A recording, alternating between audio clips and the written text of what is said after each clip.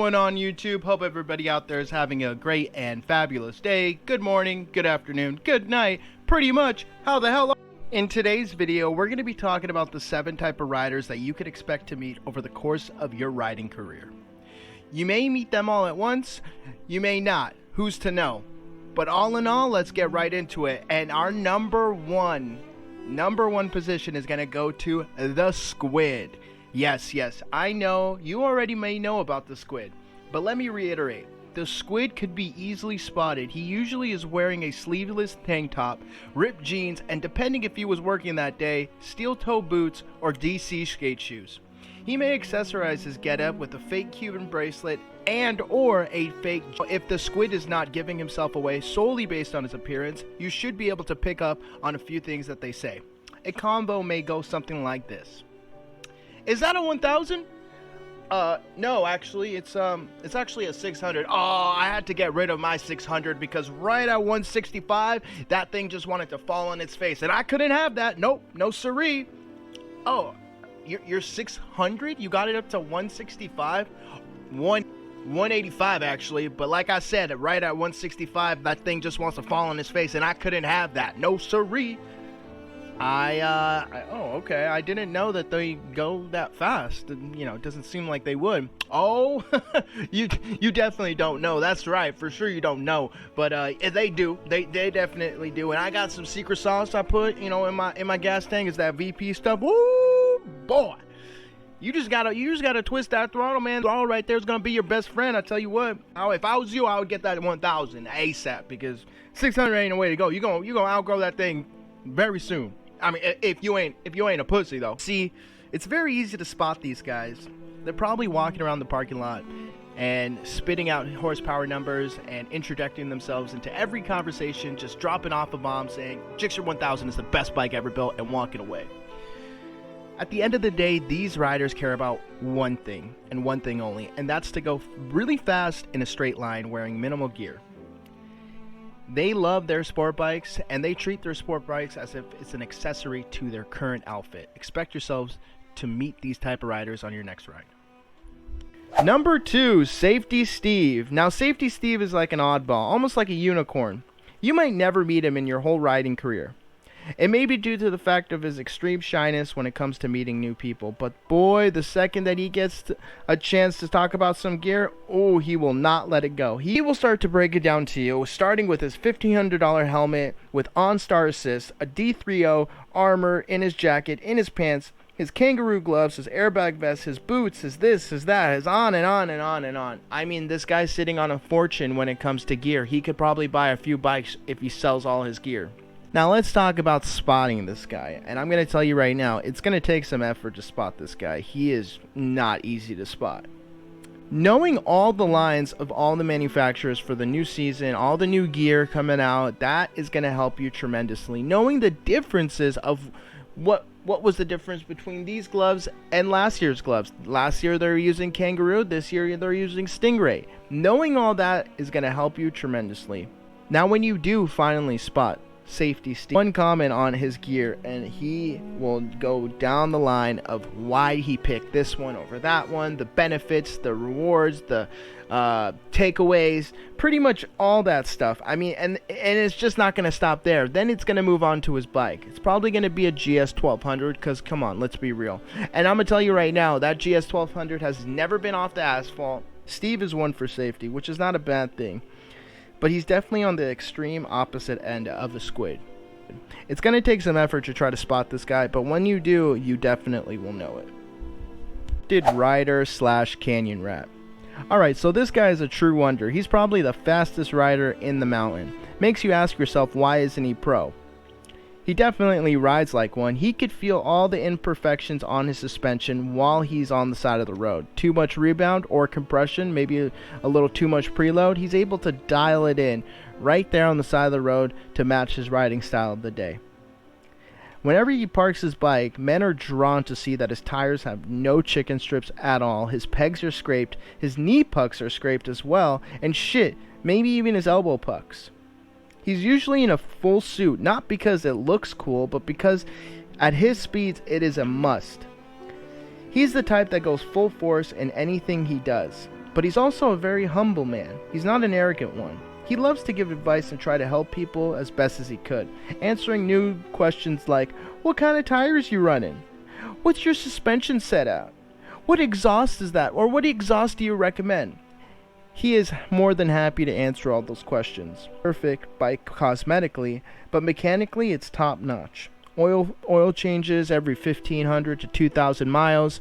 All the manufacturer recommended service intervals are done maybe a few thousand miles before, just for extra measure.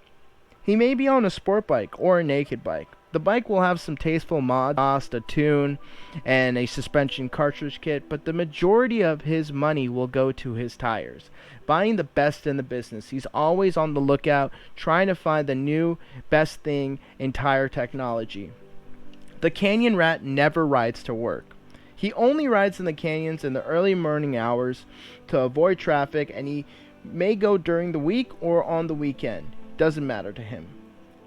The way to spot this guy is to look at his bike first. Look at his tires. See if there's any chicken strips. If there's not, now go and try to find him. Like I said, he may be in a full suit or a two-piece. He's always fully geared up. Look at his pucks, and I'm sure you'll be able to find this guy on your next ride. Number 4, the rich fuck.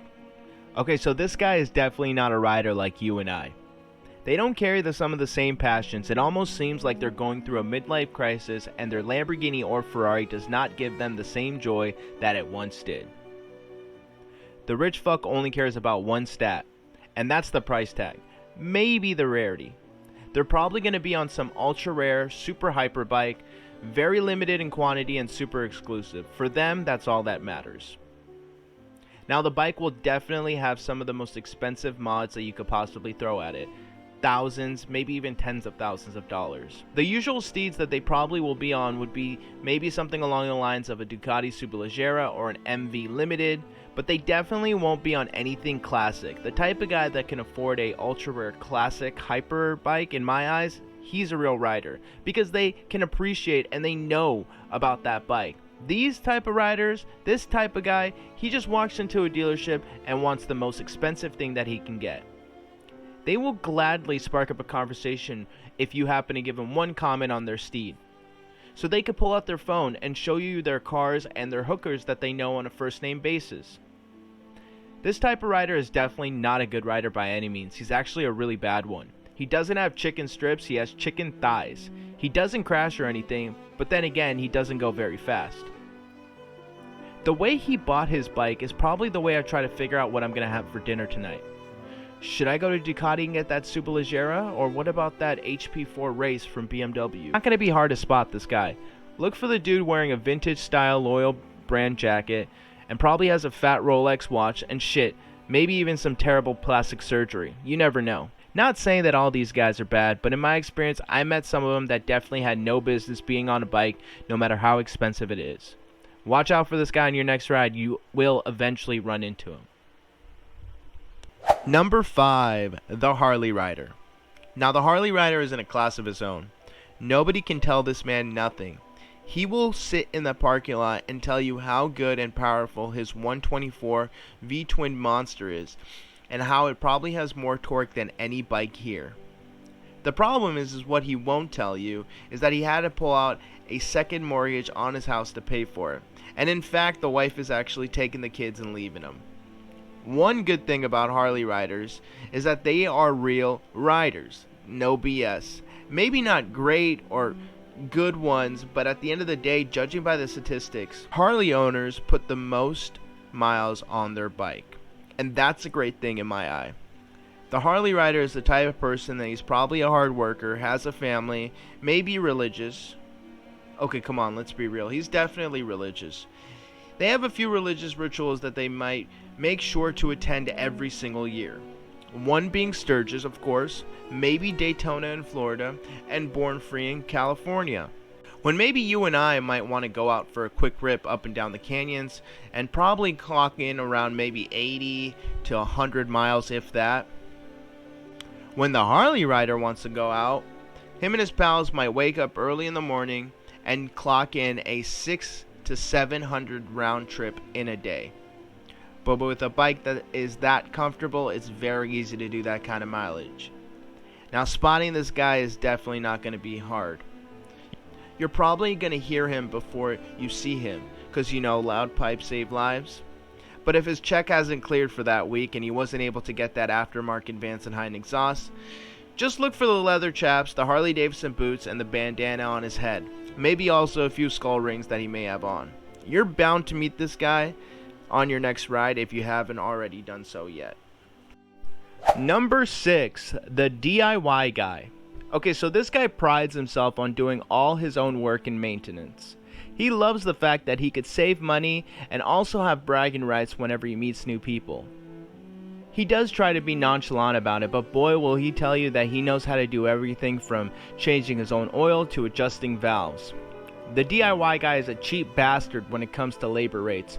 If he could do it himself, by golly he will. When it comes to meeting this guy, he probably will start by pointing something out on your bike like, oh man, those cross-plane 3-cylinders are a marvelous engine. They're so easy to work on. And then he'll kind of break it down in technical terms as far as what makes a cross-plane and the different degrees of timing and on and on and on and on. He spends hours looking at different engine configurations trying to learn everything that he possibly can. But he also splits that time with trying to figure out how to remove broken studs and strip screws that he messed up himself. The DIY guy will never make that known. The only image that he wants everybody to know is that he does his own maintenance. And oh god, if you were to go up to him and ask him how do you change your own oil, he would get so excited it would seem like he's floating because somebody's asking him and he feels super professional now, and it feels like it's his duty to relay the most information that he possibly can, but at the same time trying to be cool about it because, you know, he does this all the time. The DIY guy could be spotted relatively easily. He's usually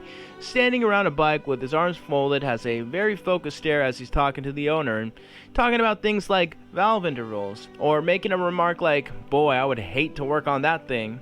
Look for the guy that's kind of talking in that mechanic jargon. When you find him, just be aware that as soon as he gets a chance to start talking about any technical stuff, it's going to be hard to get him to stop. You have been warned. And our number 7 slot goes to the girl, the one and only girl. Now, I don't know about you, but over the last few years or so, I've noticed an increase in Instagram videos showing women doing some badass shit on a bike. Shit that I can't even dream of. These ladies are throwing it down hard, depending on what kind of riding they're into, whether it be stunting, canyon riding, or just commuting. These riders are probably subscribed to all the big YouTube channels that you and me probably watch. Before she buys a certain bike, she does a lot of research, watches videos, and looks up common issues, any recalls. She'll do her own maintenance, and she'll take care of her steed just like anyone else. I'll give you an example of an experience I had with one of these ladies. I was at the rock store, and this badass sounding Aprilia RS V4 was pulling up. As like every other biker, I stopped to look and see. As the bike got closer and past me, I noticed a ponytail coming out of the helmet. Shortly after, the helmet does come off, and sure enough, it's a girl.